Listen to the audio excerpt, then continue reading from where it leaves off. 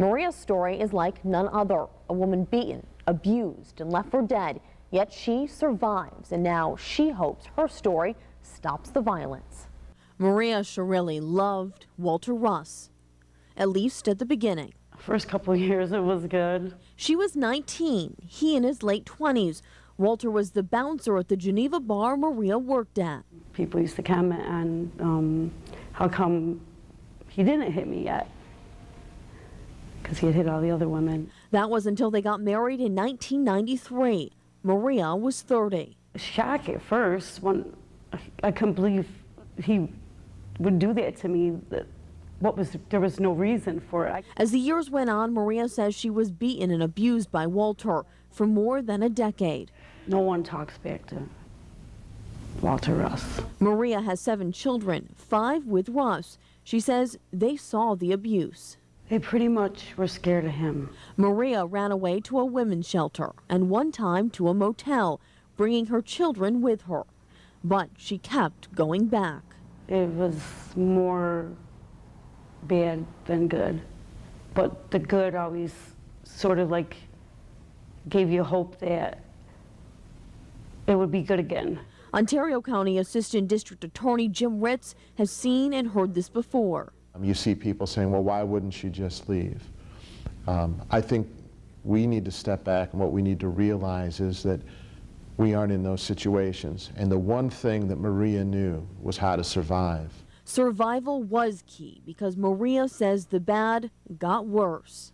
I had no self-esteem. It was belittling, degrading. Maria says her husband's threats weren't anything police could nab him for.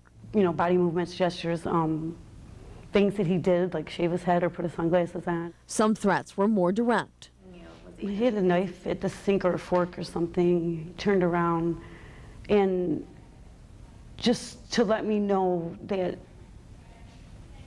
I'm coming back. Maria finally got an order of protection and filed for divorce. She says Walter didn't stay away. She says he stalked her.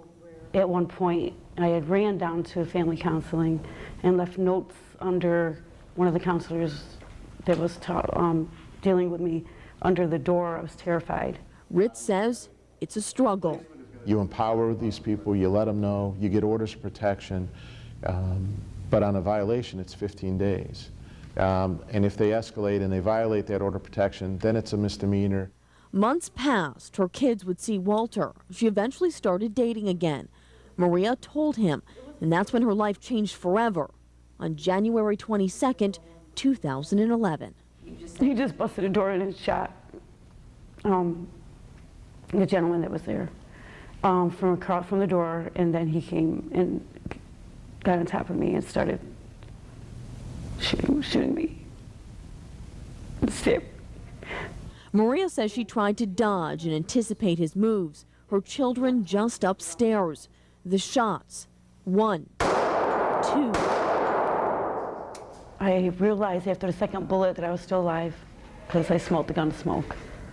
So I knew I was still alive. Shot, stabbed, beaten.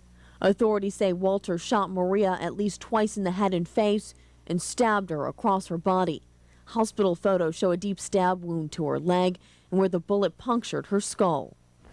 I felt every bullet and every stab. I felt the burn. I felt it all. The wounds were too many to count. Maria black and blue from every hit. What kept you fighting? My kids. My kids. Maria fought back. She says a heavenly sight helped her fight. Also seen an angel with every stab and every bullet. Maria says she let the angels watch over her. I'm definitely not ashamed of my God. He protected me. He wants me here for a reason. And sent the angels to help me out. This time, she says she wasn't going to give Walter the upper hand. No, I didn't want to let him win, and I didn't want to leave my kids. I didn't want to die, but it would have been so much easier and less painful if I just closed my eyes and died. But Maria survived. Now she's the face often invisible in domestic abuse. I've wanted to tell this story since the minute I gained consciousness in the hospital. Why? Because I looked in the mirror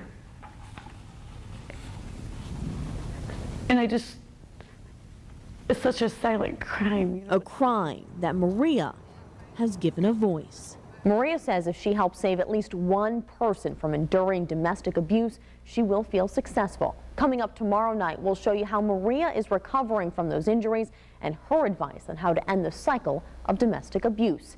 Caroline Tucker, News 8.